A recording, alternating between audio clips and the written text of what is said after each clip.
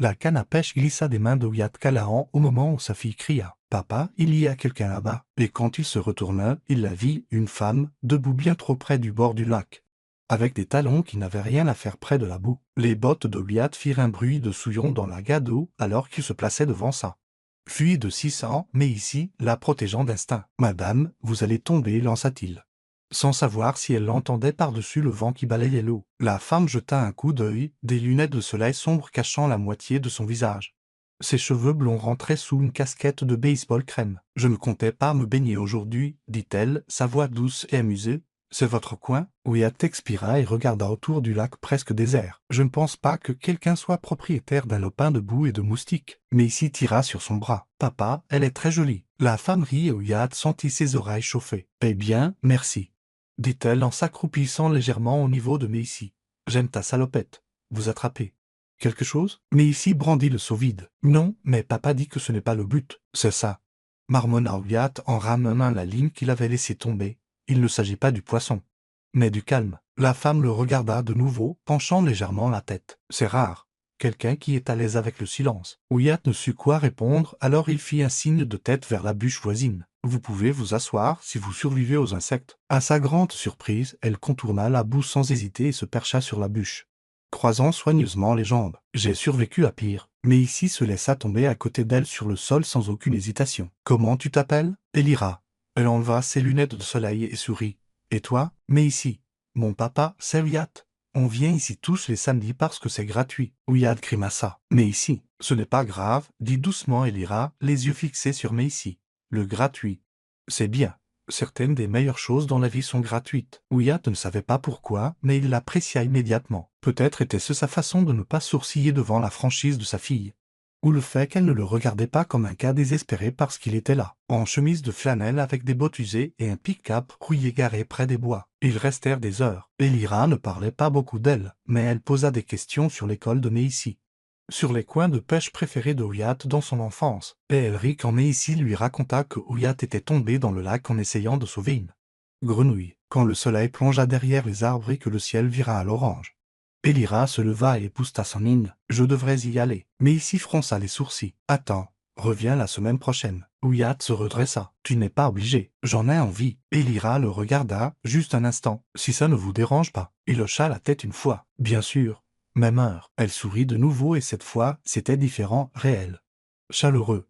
Mais ici lui fit un signe de la main alors qu'elle se dirigeait vers une élégante voiture noire garée à l'écart de la route. Les sourcils de Wyatt se froncèrent. « Ce n'est pas vraiment une voiture du coin, » murmura-t-il. Mais ici haussa les épaules. Peut-être qu'elle la loue. Il n'y pensa pas plus que ça jusqu'au samedi suivant, quand Elira revint. Cette fois avec une petite glacière remplie de limonade et de snacks que Macy déclara être chic. Papa, et une couverture qui semblait n'avoir rien à faire près de la terre. Semaine après semaine, elle revenait, parfois en mine, parfois avec des vêtements impeccables, mais toujours avec un sourire pour Macy et un regard silencieux pour lui. Wyatt se surprit à compter les jours jusqu'au samedi. Il se surprenait à penser à elle en réparant des voitures pendant la semaine ou en pliant le linge de Macy tard le soir. Il ne savait pas ce qu'elle faisait dans la vie et elle ne le disait jamais, mais lui non plus. Leur conversation restait prudente, légère, la pêche, les souvenirs d'enfance, les plats préférés. Mais il y avait des moments. Des moments où son regard s'attardait trop longtemps, où elle riait et détournait rapidement les yeux, comme si elle avait laissé échapper quelque chose. Wyatt n'insista pas. Il était un père célibataire avec un prêt immobilier qu'il pouvait à peine payer et une fille qui avait déjà trop de questions sur le départ de sa mère. Il n'avait pas de place pour les femmes mystérieuses avec des voitures de luxe et des ongles manucurés. Mais malgré tout, il ne pouvait s'empêcher de penser à elle. Ce n'est que le 6e samedi que les choses changèrent. Ils étaient assis sur la couverture. Mais ici s'était assoupi après un long après-midi à barboter dense. L'eau peu profonde, et Wyatt se surprit à regarder Elira au lieu du lac. « Vous allez me dire un jour ce que vous faites ?» demanda-t-il tranquillement. Elira ne quitta pas l'eau des yeux. « Vous allez me dire un jour de quoi vous avez peur ?» Cela le fit marquer une pause. « Qu'est-ce qui vous fait croire que j'ai peur de quoi que ce soit ?» Elle le regarda enfin. « Vous me regardez comme si vous attendiez que je disparaisse. » Il ne répondit pas tout de suite. Puis, « Les gens comme vous ne restent généralement pas. Les gens comme moi, vous sentez le parfum de luxe et vous apportez de la limonade en bouteille qui coûte probablement plus cher que mon loyer. » Elira resta silencieuse un long moment. Puis elle sortit de son sac un fin portefeuille en cuir. Elle le lui tendit. Il fronça les sourcils et l'ouvrit. Sa carte d'identité indiquait Elira Astin. Mais ce qui attira son attention n'était pas le nom. C'était la carte de société glissée à côté d'Astin Venture, PDG. Il leva lentement les yeux. « Vous êtes milliardaire ?» dit-elle tranquillement. « Oui. » Il déglutit. « Vous plaisantez ?»« Non. » Wyatt se leva brusquement, le cœur battant. « Mais qu'est-ce que vous fichez ici ?» Elle se leva aussi. « Parce que je voulais être ici. Vous pourriez être n'importe où dans le monde et vous êtes assise au bord d'un lac boueux avec moi. Et ma fille, j'aime cet endroit. »« Non. Non. C'est une sorte de jeu. Qu'est-ce que vous vous êtes dit en voyant le pauvre père célibataire ? Allons nous encanailler un peu. » Son visage se décomposa. « C'est ce que vous pensez ? Je ne sais pas quoi penser. » Mais ici s'agita et Wyatt baissa instantanément la voix, s'agenouillant à côté d'elle pour lui caresser les cheveux. Quand il releva les yeux, Elira rassemblait déjà ses affaires. « Je ne suis pas venu ici pour me jouer de vous. Wyatt, je suis venu parce que c'est la première fois depuis longtemps que je ressens une paix véritable, et parce que j'aime votre fille, et parce que... » Elle marqua une pause, déglutissant. « Je vous aime bien. » Il la fixa, abasourdi. « Je ne reviendrai pas si vous ne le voulez pas, » dit-elle tranquillement. « Mais je pensais ce que j'ai dit. Les meilleures choses dans la vie ne s'achètent pas. » Elle se retourna et s'éloigna, les feuilles crissant sous ses talons. Wyatt resta là, le cœur battant la chamade, mais ici s'appuyant nonchalamment contre lui. « Papa, » marmonna-t-elle. « Oui, ma puce. » Pourquoi Elira est partie ? Il ne répondit pas, car la vérité était qu'il ne savait pas s'il voulait qu'elle soit partie. Mais ici s'endormit dans le pick-up sur le chemin du retour, la joue pressée contre la vitre, une main agrippant encore le coin de la couverture qu'Elira avait apportée. Wyatt n'eut pas le cœur de la lui retirer. Il conduisit en silence, chaque kilomètre ajoutant un poids plus lourd sur sa poitrine. Elle était milliardaire. Il ne savait même pas ce que cela signifiait dans la vie réelle. Pas vraiment. Il avait entendu le mot aux informations, l'avait vu sur les couvertures de Ford dans les files d'attente des supermarchés. Mais il ne s'attendait pas à ce que cela percute sa vie de cette manière, et pas sous la forme d'une femme qui savait pâter un hameçon et faisait rire sa fille à en avoir. Le hockey. Il se gara dans l'allée de la petite maison qu'il louait depuis la naissance de Macy. La lumière du Porsche clignotait et le bardage avait besoin de réparations qu'il ne pouvait pas se permettre. Il resta longtemps derrière le volant avant de sortir Macy de son siège et de la porter à l'intérieur. Elle ne s'agita qu'une fois, marmonnant quelque chose à propos de pancakes et de grenouilles. Après l'avoir mise au lit, il sortit sur le porche. Le vent s'était levé, agitant le carillon que sa mère avait accroché quand elle était encore en vie. Il cliquetait doucement, trop faiblement pour interrompre ses pensées. Que devait-il faire maintenant ? Il ne voulait pas croire qu'Elira lui avait menti. Techniquement, elle ne l'avait pas fait, mais elle l'avait laissé penser qu'elle était quelqu'un d'autre, quelqu'un de normal. Et maintenant, il ne pouvait plus ignorer la voiture élégante, le portefeuille en cuir, ou la façon dont sa voix était passée de la chaleur à l'acier en une fraction de seconde lorsqu'il l'avait accusé de jouer un jeu. Il passa une main sur son visage et se laissa tomber sur l'une des chaises du porche, le bois gémissant sous son poids. Il avait passé si longtemps à s'habituer au calme, à la routine. Réveiller, préparer le petit déjeuner, travailler de longues heures à réparer des boîtes de vitesse cassées, rentrer à temps pour le dîner et les histoires du soir. Il n'y avait pas eu de place pour autre chose, pas depuis le départ de la mère de Macy. Il ne s'attendait pas à Elira, et maintenant, elle était partie. Le lendemain, Macy entra dans la cuisine alors qu'il retournait des œufs dans une poêle cabossée. Ses cheveux partaient dans tous ses sens. Il lui tendit une assiette. « Est-ce qu'Elira revient le week-end prochain ?» Il marqua une pause, la spatule planant au-dessus de la poêle. « Je ne sais pas. » Mais ici fronça les sourcils. « Elle est occupée ? Peut-être. » Il posa les œufs sur son assiette et évita son regard. « Mange. » Elle mâcha lentement. « On peut aller au même endroit quand même, juste au cas où. » Il voulait dire non. Il aurait dû. Mais à la place, il hocha la tête. Ils y allèrent le samedi suivant et celui d'après. Elira ne vint jamais. Au troisième week-end, mais ici cessa de demander.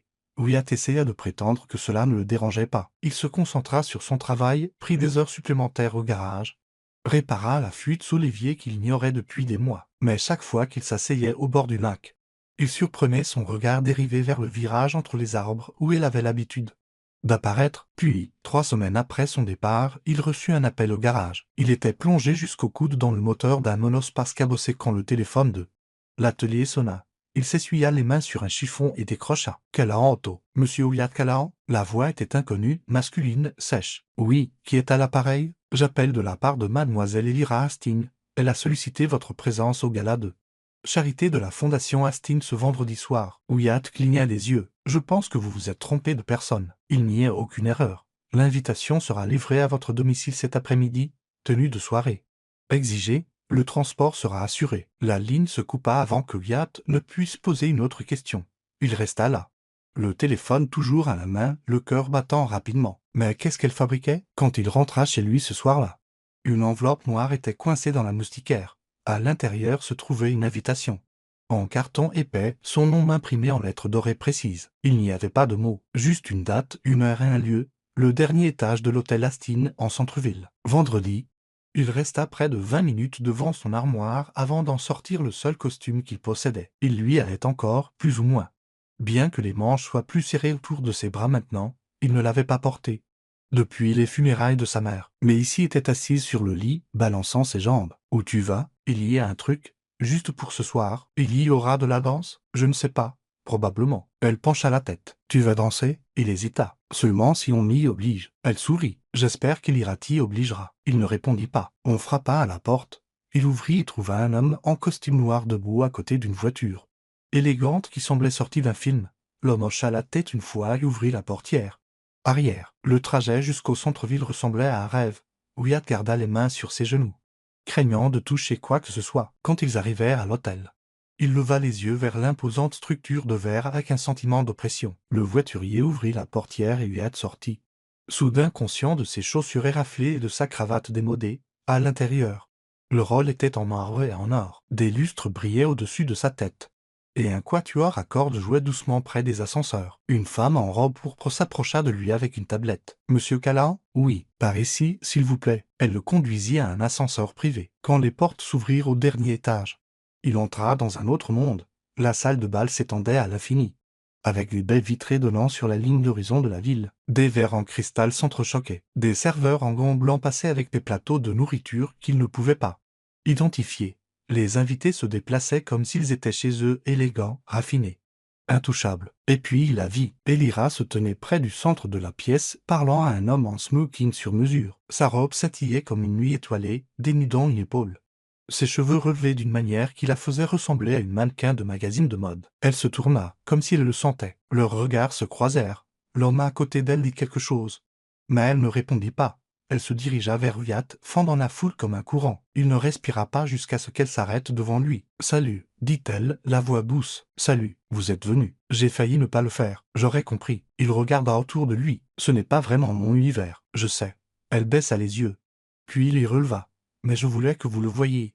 La vraie version de moi. » Il ne parla pas. Il y a une terrasse, dit-elle. Moins de bruit. Il la suivit à travers une paire de portes vitrées jusqu'à une terrasse sur le toit, éclairée par de douces ampoules suspendues. La ville s'étendait en dessous d'eux, scintillante et vivante. « Je ne voulais pas que vous la preniez comme ça, » dit Elira après un long silence. « Vous auriez pu me dire la vérité. Je ne savais pas comment. Vous prenez des décisions à $1 milliard tous les jours, mais vous ne saviez pas comment dire la vérité à un mécanicien. » Elle tressaillit. « C'est juste. » Il s'appuya contre la balustrade. « Vous avez simplement disparu. Je ne voulais pas vous mettre la pression, ni impliquer mais ici dans quelque chose de compliqué. » Elle l'était déjà. Elira s'approcha. « Vous m'avez manqué. » Il la regarda, cette femme qui avait ri à côté de sa fille, qui s'était assise à côté de lui dans la terre sans jamais froncer le nez. « Je pensais que vous jouiez un jeu, » dit-il. Ce n'était pas le cas. Alors c'était quoi? Elle prit une inspiration. L'espoir. Le mot resta suspendu entre eux. « J'ai passé ma vie à construire des choses, » dit-elle tranquillement. « Des entreprises,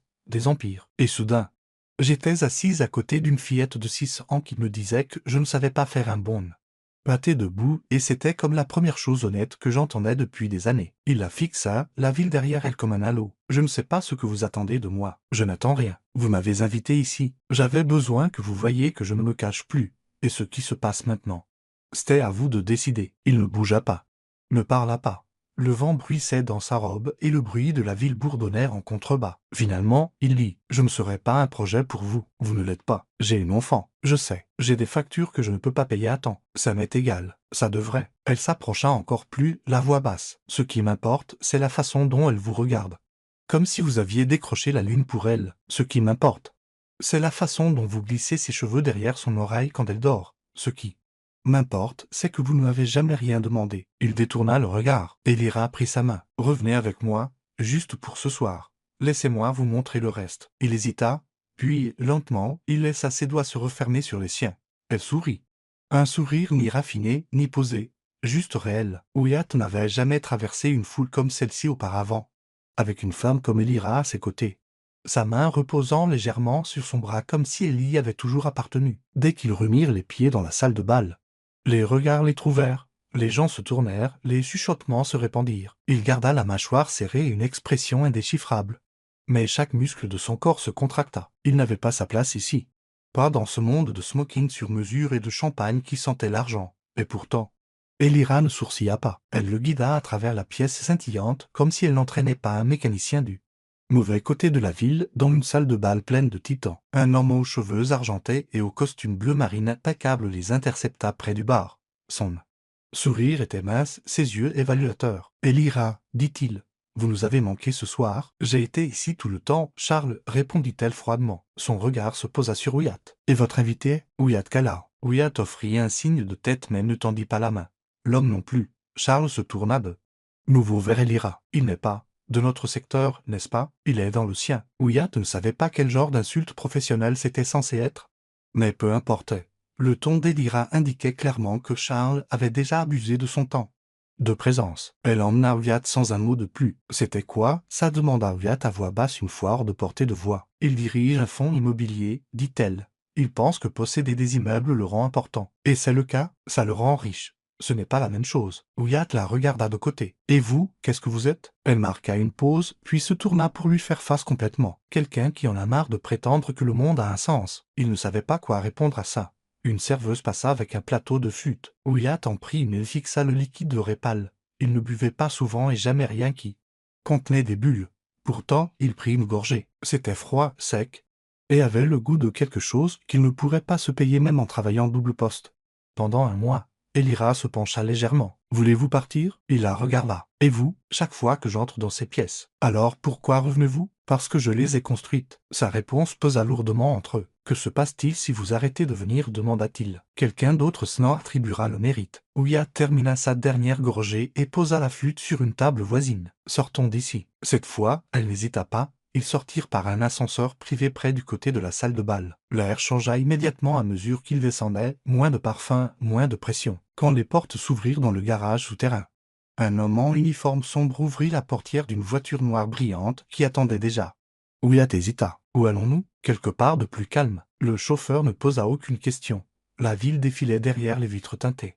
Et Wyatt resta assis en silence, regardant Elira qui fixait la nuit. Elle ne portait aucun bijou. Pas même des boucles d'oreilles. Juste cette robe bleue nuit et une expression qui oscillait entre l'épuisement et quelque chose de plus doux quand elle le regardait. Ils ne parlèrent plus jusqu'à ce que la voiture s'engage dans une entrée souterraine sous un immense bâtiment qui s'élevait haut dans les nuages. Wyatt sortit et leva les yeux. « C'est à vous aussi ?» demanda-t-il, connaissant à moitié la réponse. « Les 3 derniers étages, dit-elle, se dirigeant déjà vers l'ascenseur privé. Il la suivit, non pas parce qu'il savait ce qu'il faisait, mais parce que faire demi-tour n'avait plus de sens. L'ascenseur s'ouvrit directement dans son penthouse. Wyatt n'avait jamais rien vu de tel. Le plafond s'élevait au-dessus d'eux. Des lignes épurées d'acier et de verre captant les lumières de la ville. Des meubles sculpturaux reposaient sur des sols impeccables. Et un mur de fenêtres offrait une vue qui ne semblait pas réelle. Il s'avança lentement, contemplant l'horizon. Mais ici aurait adoré ça. Elira passa devant lui et retira ses talons, les posant à côté de la porte. Elle traversa le marbre pieds nus avant de disparaître dans ce qui ressemblait à une cuisine nichée. Derrière une cloison de verre incurvée, il suivit le bruit des placards qui s'ouvraient et la trouva en train de verser de l'eau dans une bouilloire. « Vous voulez du thé ?» demanda-t-elle sans se retourner. « Bien sûr. » Elle regarda par-dessus son épaule. « Vous n'êtes pas obligé de faire semblant. »« Je ne fais pas semblant. Je bois du thé parfois. » Elle haussa un sourcil. « Vraiment ?» Il s'appuya contre le cadre de la porte. « J'en ai bu. Une fois. » Cela lui arracha un rire, pas le genre poli qu'elle utilisa au gala, mais quelque chose de plus profond. Elle sortit 2 tasses d'un placard et y laissa tomber un sachet dans chacune. « Vous pensiez que je vous avais amené ici pour vous impressionner ?» demanda-t-elle, la voix basse. Il secoua la tête. « Non. Je pense que vous m'avez amené ici parce que vous vouliez que je voie l'ensemble du tableau. » Elle posa les tasses sur le comptoir et le regarda. « J'ai passé ma vie à prendre des décisions qui mettent les gens à l'aise. J'ai appris à être ce dont ils ont besoin.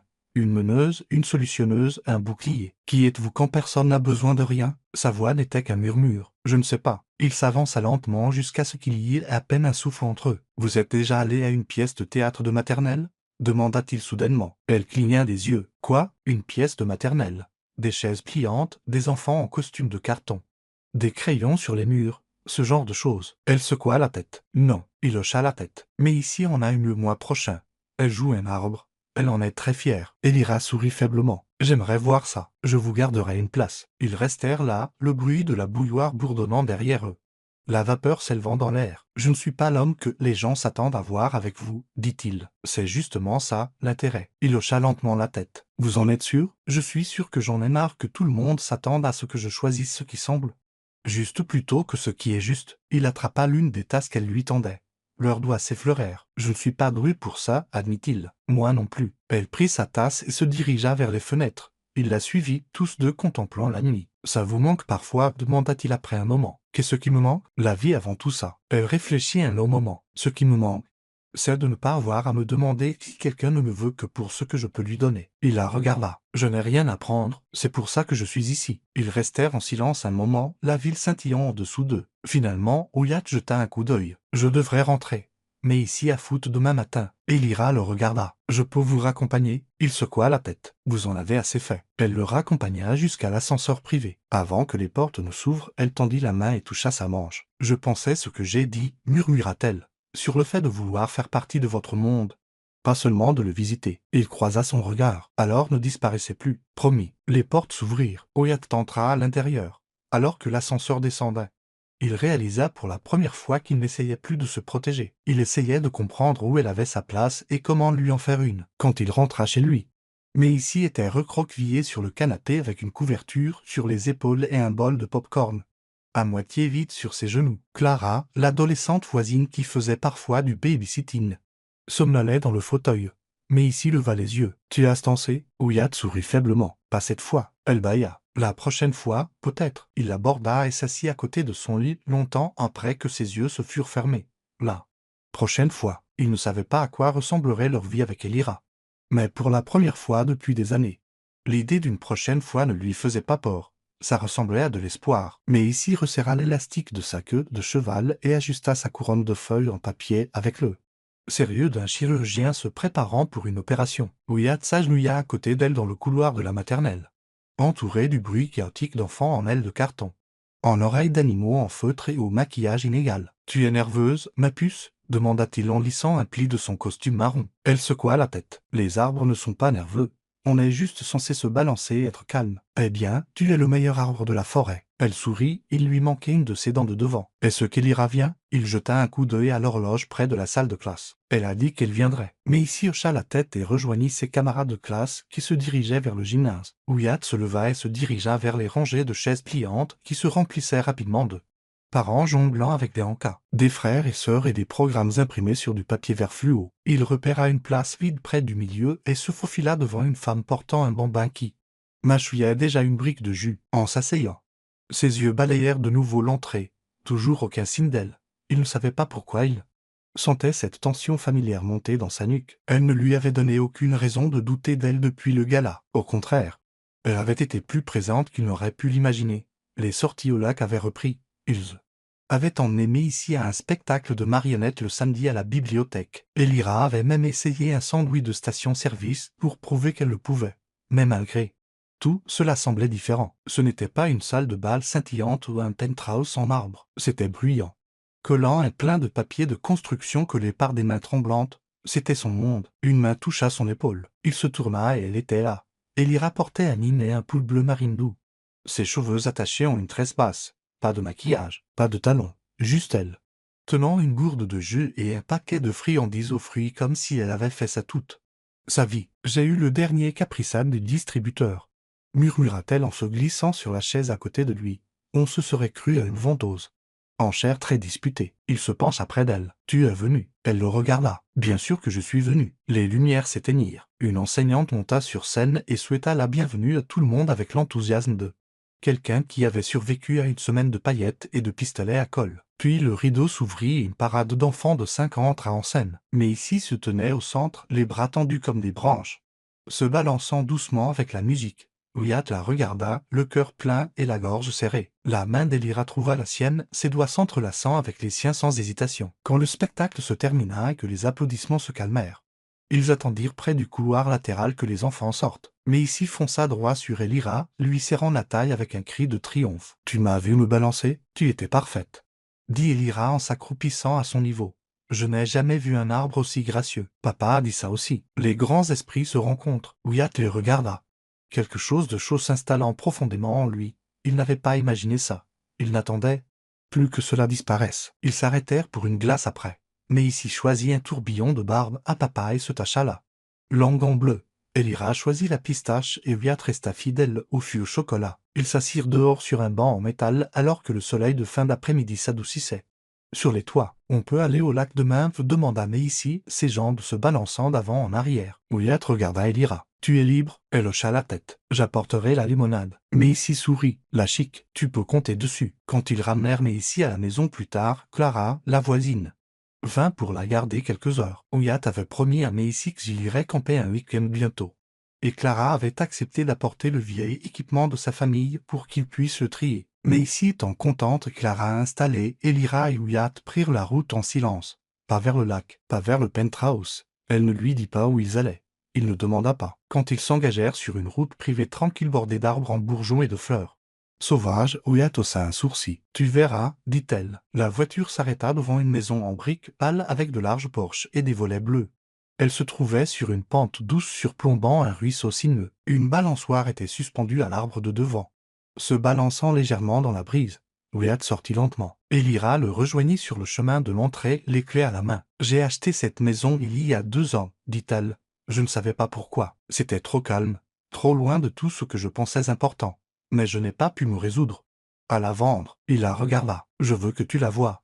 Pas parce qu'elle est chère, pas parce qu'elle est à moi, parce qu'elle pourrait être à nous. » Sa gorge se serra. « Elira, tu as dit un jour que tu ne savais pas où était ma place. Je pense que je le sais maintenant. » Elle monta les marches et déverrouilla la porte. À l'intérieur, la maison était ensoleillée et chaleureuse, rien d'ostentatoire. Des parquets en bois, des murs crème, une cuisine qui semblait avoir servi à autre chose qu'à des plats emportés, un couloir bordé de bibliothèques encastrées, une banquette de fenêtres donnant sur le ruisseau. Il se déplaça lentement dans l'espace, absorbant chaque détail. L'air sentait légèrement la lavande, quelque chose comme la possibilité. Il y a une chambre à l'étage qui reçoit la lumière du matin. Dit doucement, il ira derrière lui. Je pensais que Missy pourrait peindre.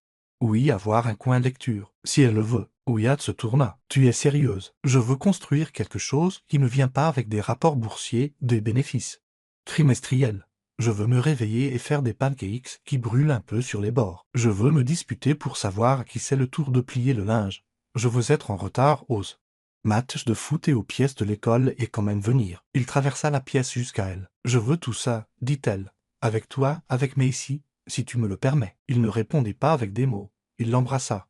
Pas comme la première fois où c'était hésitant, chargé et incertain. C'était plus calme, plus sûr.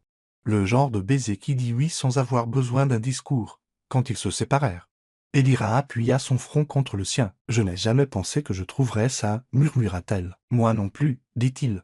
Mais je ne vais pas le laisser filer. » Plus tard, ils se tinrent sur le porche arrière, les bras enlacés, alors que le ciel virait au rose crépusculaire. Le ruisseau gargouillait doucement en contrebas, quelques oiseaux plongeaient à travers les arbres. « Cet endroit ne ressemble pas à un palais, dit Wyatt. Ce n'en est pas un. On se sent chez soi. » Elle sourit. « Alors faisons-en notre chez nous. » Il se tourna vers elle. « Tu es sûr de vouloir des matins avec des céréales renversées, des projets scolaires de dernière minute et une enfant qui pose sans question avant le petit déjeuner? Je veux chaque seconde. » Une brise balaya le porche, soulevant une mèche de ses cheveux. « Et je te veux, toi, ajouta-t-elle, exactement comme tu es. Pas de relooking, pas de mise à niveau. Juste toi. » Il l'embrassa de nouveau, sa main au creux de ses reins. « Alors tu m'as. » 2 mois plus tard, ils emménagèrent. Mais ici choisit la chambre au plafond en pente et demanda à la peindre en violet clair. Elira la laissa faire. Wyatt construisit une balançoire dans le jardin.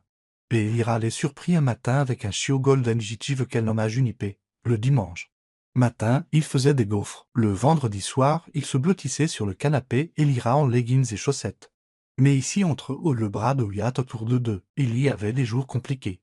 Des jours où les tuyaux fuyaient ou Maïsy tombait malade ou Wyatt rentrait avec de la graisse sur sa chemise et la conférence téléphonique d'Elira se prolongeait. Mais chaque soir, ils se retrouvaient au même endroit, ensemble. L'amour n'avait pas besoin de lustre, d'ascenseur privé ou de vue sur les toits. Il avait juste besoin d'un lac, d'une enfant, de la bonne personne et d'une chance, et ils la saisirent. Chaque jour, la première fois que Wyatt emmena Elira rencontrer son père, il pleuvait si fort que les essuie-glaces criaient en signe de protestation. « Tu es sûr que ça va si on vient aujourd'hui ?» demanda Elira. jetant un coup d'œil au rideau gris qui dévalait la montagne.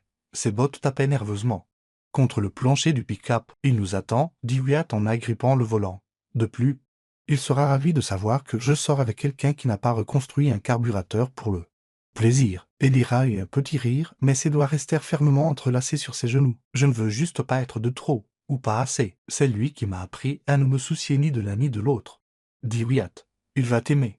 Il pourrait te demander de l'aider avec le potager, cependant. Je peux essayer de ne rien tuer. Il n'a jamais réussi à garder les tomates en vie, alors vous êtes déjà sur un pied d'égalité. Le père de Wyatt vivait dans une petite cabane nichée, dans les bois juste à la lisière de la ville. Le genre d'endroit où le réseau cellulaire disparaissait et où les seuls bruits provenaient des OISRUX et du carillon occasionnel. L'allée était étroite et inondée à quelques endroits.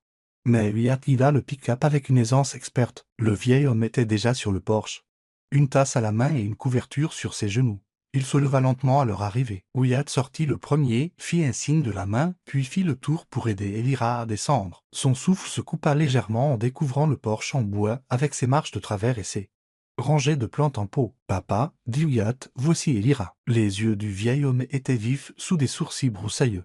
Il tendit la main. « Je m'appelle Raymond. » Elira la prit. « C'est un plaisir de vous rencontrer. Vous êtes plus jolie que la dernière, dit-il simplement. Et plus grande. » Wyatt grimaça. « Papa. » Raymond haussa simplement les épaules. « Quoi, c'est vrai. » Elira sourit. « Je le prends comme un compliment. » À l'intérieur, le feu crépitait déjà.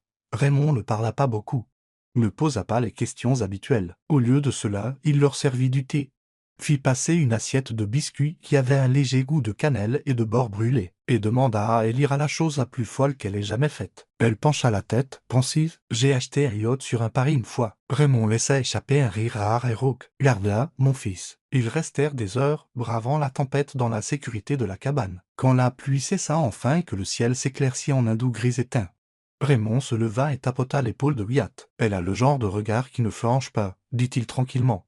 Accroche-toi à ça. » De retour à la maison, Macy les accueillit à la porte avec un dessin à la main et l'ira. Wyatt et elle-même se tenant la main sous un arbre de travers. « J'ai fait de nous une famille, dit-elle fièrement, agitant le dessin comme un drapeau. » Elira s'accroupit à côté d'elle, la voix légèrement prise par l'émotion. « C'est la plus belle chose que j'ai jamais vue. » Macy rayonna. « Je veux qu'il reste sur le frigo pour toujours. » Il fut encadré et accroché dans le couloir dès le lendemain matin. Le printemps fondit pour laisser place au début de l'été. Les jours s'allongèrent, dorés et chauds. Et la vie s'installa dans quelque chose qui surprit Wyatt par sa joie tranquille. Elira ne s'intégra pas seulement, elle avait sa place. Elle plantait des fleurs avec Macy, brûlait des pancakes avec lui les dimanches paresseux, et se présenta une fois à l'atelier automobile avec des sandwichs pour toute l'équipe. Juste comme ça. Il n'y eut pas de grandes annonces, pas de demande en mariage.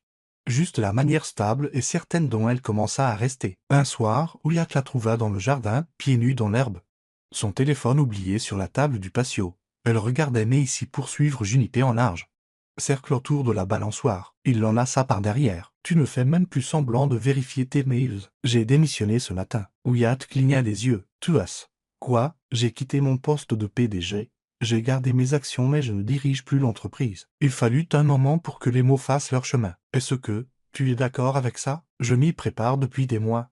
J'avais juste besoin d'être sûr de ne pas fuir quelque chose. Mais ce n'est pas le cas. Je cours vers autre chose. » Elle se tourna pour lui faire face, son expression ouverte et stable. « Je ne suis plus intéressé par la construction d'empire, Wyatt, je veux construire une vie. » Il l'embrassa, réchauffé par le soleil et à bout de souffle. « Tu le fais déjà. » Cet été-là, ils firent tous les trois un road trip dans le vieux pick-up de Wyatt. Pas de destination, juste une carte, une glacière pleine de snacks et une liste de parcs d'État épinglés à la boîte à gants. Ils firent de la randonnée, du camping.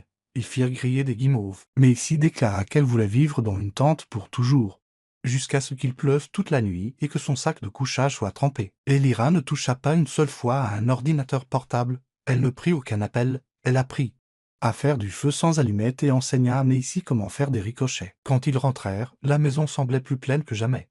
Quelques semaines plus tard, ils organisèrent un dîner dans le jardin pour les collègues de Wyatt et leur famille. Elira fit griller du maïs avec Wyatt, pieds nus sur la terrasse, un torchon jeté sur son épaule, mais ici courait sous l'arroseur avec les enfants du voisin, poussant des cris stridents. Personne ne parla d'argent, personne ne s'en souciait, après le départ de tout le monde et l'apparition des étoiles. Wyatt s'assit sur les marches du porche, Elira appuyée contre lui. « J'ai réfléchi, dit-elle. Début dangereux. » Elle rit. « Je veux faire quelque chose avec le terrain derrière le ruisseau. » Il y a assez d'espace pour construire quelque chose de petit, un atelier, peut-être une serre. Il la regarda. Pour toi, pour nous tous, pour tout ce qui viendra ensuite. Il resta silencieux un moment. Tu nous as déjà donné plus que je n'aurais jamais cru que nous aurions. Elle secoua la tête. Je ne vous ai rien donné, Wyatt. Nous avons construit ça, ensemble. Il prit sa main. Alors continuons à construire, aussi longtemps qu'il le faudra. Les années passèrent. Mais ici grandit, Elira créa une petite fondation axée sur l'alphabétisation des enfants. Mais elle la gérait depuis la maison, généralement en portant des chaussettes avec des grenouilles de dessins animés et en buvant son nouveau café de station-service préféré. Wyatt agrandit le garage, embaucha 2 autres mécaniciens et put enfin réparer la vieille motomoto qu'il gardait dans la remise. Depuis une décennie, ils allaient toujours au lac tous les samedis. Parfois ils pêchaient. Parfois il s'asseyait simplement. Parfois il rapportait un livre et mit ici son carnet de croquis. Et Wyatt n'apportait rien d'autre que lui-même, ce qui était plus que suffisant. Un matin d'automne, Wyatt entra dans la cuisine et trouva Elira debout au comptoir, dans un sweat à capuche délavée, tenant une tasse avec un éclat sur le bord. Elle se tourna vers lui avec des yeux plus brillants que d'habitude. « Je pensais, dit-elle lentement, que ce serait bien si on officialisait les choses. » Il haussa un sourcil. « Tu me demandes en mariage avec une tête de lit et le sweatshirt d'hier? Tu as besoin d'une bague et d'une robe blanche pour dire oui? Pas de toi. » Il l'enlaça, la serra contre lui et lui murmura à l'oreille, « Dis-moi le jour. » Ils se marièrent dans le jardin, sous l'arbre à la balançoire, mais ici se tenait à côté d'eux pendant qu'ils échangeaient leurs vœux. La liste des invités était courte, les fleurs étaient sauvages, le gâteau était de travers. La musique venait d'une enceinte Bluetooth et leur première danse, c'était parfait. Après, alors que le soleil plongeait bas et que les lucioles clignotaient sur l'herbe, Wyatt embrassa sa femme à côté de la balançoire qu'ils avaient construite ensemble et murmura « Tu n'as jamais été trop. Tu as juste été assez pour tout changer. » Elle sourit contre sa bouche. « Et tu t'es tout ce que je ne savais pas qu'il me fallait. » Des années plus tard, lorsque Macy obtint son diplôme de fin d'études secondaires, ils organisèrent une fête sous des guirlandes lumineuses dans le même jardin. Elle portait une couronne de marguerite et lut à voix haute un discours qu'elle avait écrit sur ce qui faisait une famille. Elira pleura. Wyatt aussi. Mais il mit ça sur le compte du vent. Ils n'ont jamais cessé de se choisir, pas une seule fois. Pas quand les choses devenaient compliquées, pas quand la vie les bousculait. Pas quand Macy partit à l'université que la maison semblait trop silencieuse. Ils la remplirent de nouveau de rires, d'amis, de nouveaux rêves. Et chaque samedi, quoi qu'il arrive, ils allaient toujours au lac ensemble. Toujours.